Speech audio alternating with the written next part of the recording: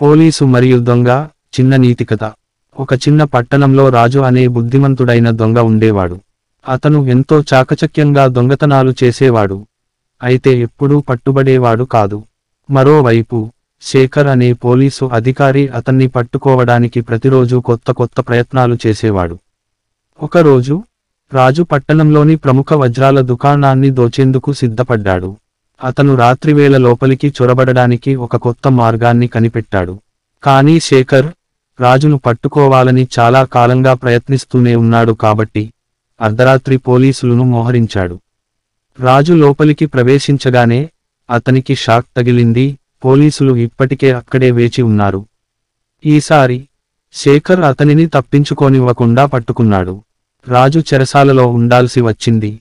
కానీ అప్పుడు అతనికి ఒక అర్థం అయింది, తప్పు మార్గంలో నడుస్తే ఎప్పటికైనా శిక్ష అనివార్యం. నీతి ఎంత బుద్ధిమంతుడైనా చట్టవిరుద్ధంగా నడుచుకుంటే ఒకరోజు తప్పక పట్టుబడతాడు. మంచితనం, నిజాయితీ ఎల్లప్పుడూ మనకు ఉత్తమ మార్గం.